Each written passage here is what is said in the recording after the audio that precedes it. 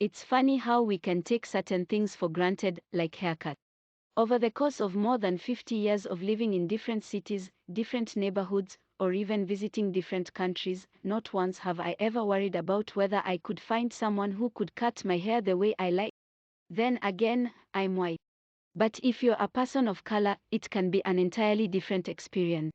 That's what Kyle Parker discovered when he left his hometown of Chicago in 2013 to attend Grinnell College in Grinnell, Iowa, population 9,031.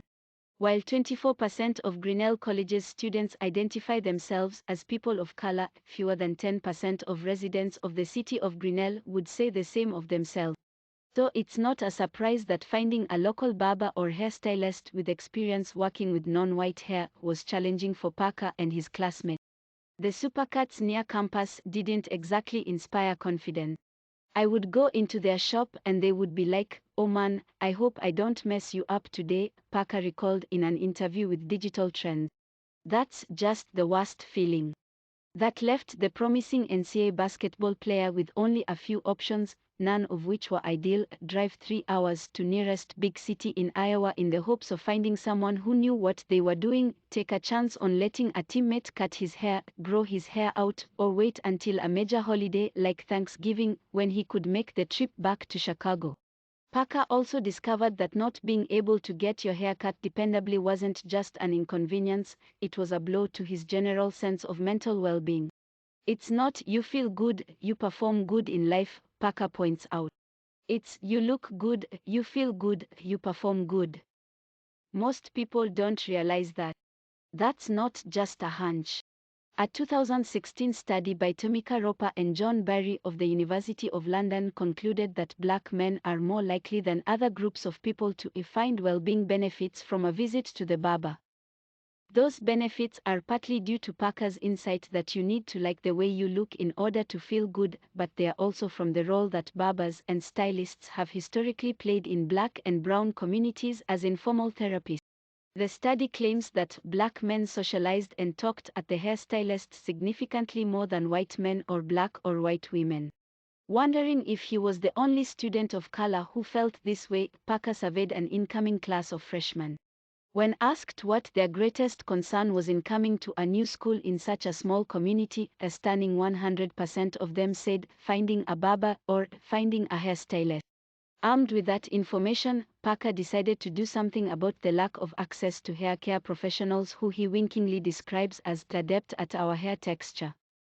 In 2016, at the end of his junior year, he began to work on a mobile app called ClipDart, an Uber for barbers, as he puts it, that would connect barbers experienced in the styling of non-white hair with the people who need their services. Using ClipDart is very straightforward. After installing the app, you sign up with your email and create a profile and add a photo. The photo is required of both clients and barbers and stylists so that each can see the other. The app also encourages you to add additional photos to your profile that illustrate the kind of hairstyle you're looking for, which helps the barber to get a better sense of what you'll be asking them to do. Groups of 2 or more get an automatic 25% discount, with bigger savings as the group size increases. You can then book an appointment. That starts by choosing a date and your location, since the app is designed to only show you professionals who work within 40 miles of where you want to get your hair cut. Flexibility is central to the design. You can choose virtually any location, including your home, a school residence, your workplace, or even a public setting like a park. The app finds all of the registered barbers that are available and presents a set of bookable services that correspond to what these barbers offer. If none of the barbers perform a specific service, like coloring, it won't be shown as an option. Individual appointments are the default, but ClipDart also includes an easy way to create group bookings.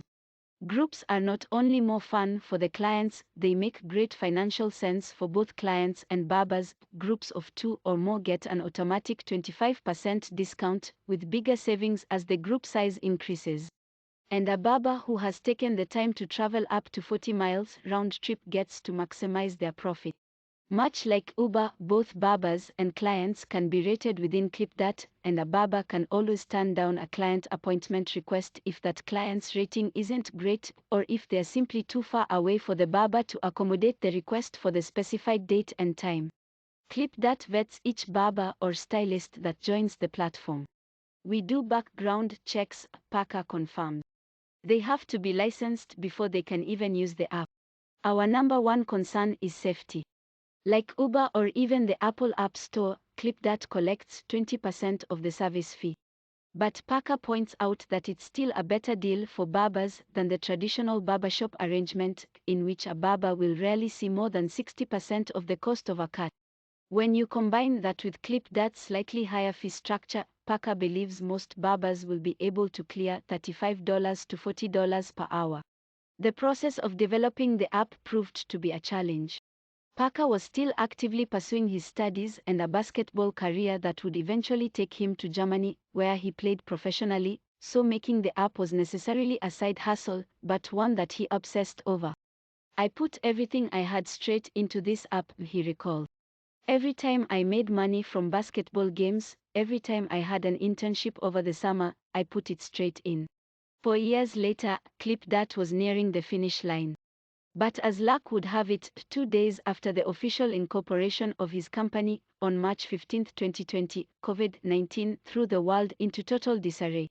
It's extremely devastating to work that long on something. And we couldn't release the app because it's not like it is now. Nobody even knew the word COVID. We just knew it was killing people. Parker got Luther College's administration to pay this fee, making the haircuts free to students. Running headlong into an unexpected roadblock happens to entrepreneurs a lot. Sometimes, if it's a deal breaker, they'll throw in the towel and start a different venture entirely. But many use it as an opportunity to rethink their approach and find a way to pivot. Parker realized that the pandemic was a blessing in disguise, one that forced him to think hard about his fledgling company's mission to improve the mental wellness of people all around the world through barbers and stylists. So he returned to the college environment that spawned the idea for ClipDart, but this time, he was going to actively recruit the participation of the school itself. He convinced Luther College in Decorah, Iowa, 150 miles away from his alma mater in Grinnell, to contract with ClipDart in order to bring some of the most experienced barbers in the state to the campus, at a cost of between $60 to $100 per hour. Better yet, Parker got Luther's administration to pay this fee, making the haircuts free to students. It turned out to be a win-win for everyone. The school got a turnkey and affordable way to significantly improve inclusiveness, diversity, and equity for its students and staff. Mental wellness improved for those who received haircuts, and there was even a double upside for the barbers and stylists. They demonstrated that they were indeed essential service providers, and they made a lot more money than if they had performed the same service in a barbershop. It also gave Parker and ClipDart a much-needed proof of concept. At the end of the day, that's just what we want, just want to be able to talk to somebody.